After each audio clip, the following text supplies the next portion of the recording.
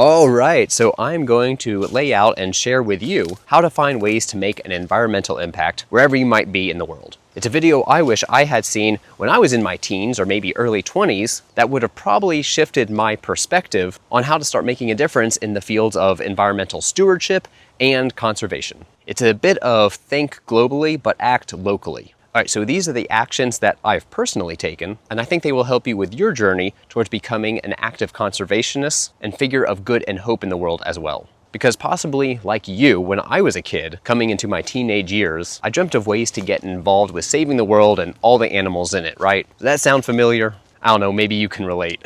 I even became a zookeeper so I could work with exotic species and kind of like vicariously save the planet that way, even though my work didn't take me out of animal husbandry. You know, it's not like I ever got to this level of rescuing sloths in Costa Rica or helping fix hurt crocodiles in Australia, you know? And so although that was a fun mindset to have, I don't think that the actions and eventual career that I had as a zookeeper matched the intention that I wanted to have. It was like being stuck or restricted, but not exactly knowing how. So whether you live in a city apartment or out in the rural countryside, it doesn't matter. The first thing that you can do, and what I would have told myself about 18 years ago, start by learning and identifying about anything and everything that is alive near you. Even if you don't think it's a lot, I guarantee it's a lot more than you can handle. This also sounds a little bit selfish and narcissistic, right? Like I'm just telling you to get smarter by memorizing the plants and animals and fungi that live near you. But here's the thing, you can't save what you don't understand. And if that sentence sounds familiar to you, well, good, hopefully it is. The author Richard Love wrote it in a book of his in 2012, "We cannot protect something we do not love. We cannot love what we do not know." And it's crazy. Growing up, I could tell you more about the birds and mammals and reptiles of Africa and the Amazon rainforest, more than the same ones in my own backyard. I mean, how crazy is that, right?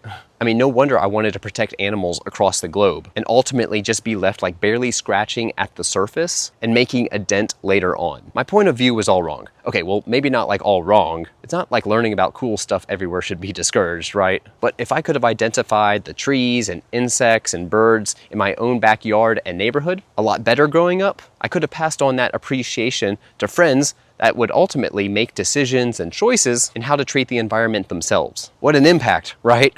When I walk down the sidewalk today, I'm constantly trying to name the species of shrubs, asters, and trees that I walk by. Not too good with the grasses though.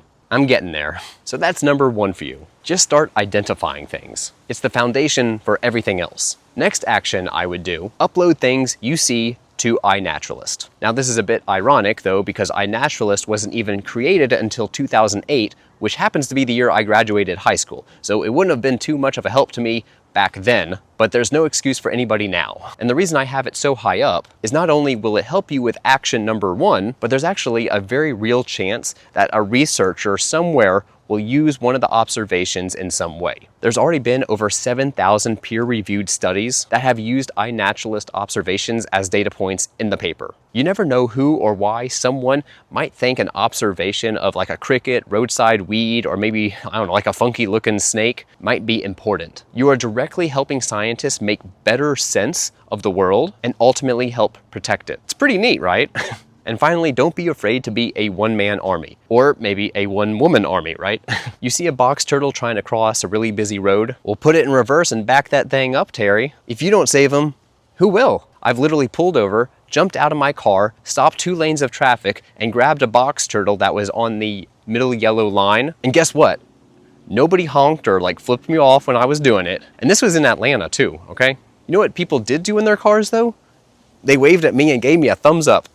I think I sometimes fall into this trap of having a hero mindset, but not letting my actions back it up. And this is probably true for a lot of people. Be the person that not only recognizes an issue, but also be the person that actually engages as well. Pick up trash when nobody else is. Inspire a kid about a plant or animal when nobody else will support their interests. Find a nonprofit or a community organization that needs citizen scientists. You either have 2 options in life. Be an observer or be a participant. I'll include some of the ways that we get involved as a nonprofit and get the public involved in a later video. But this one will hopefully set the foundation for you. Anyway, I hope you enjoyed this video.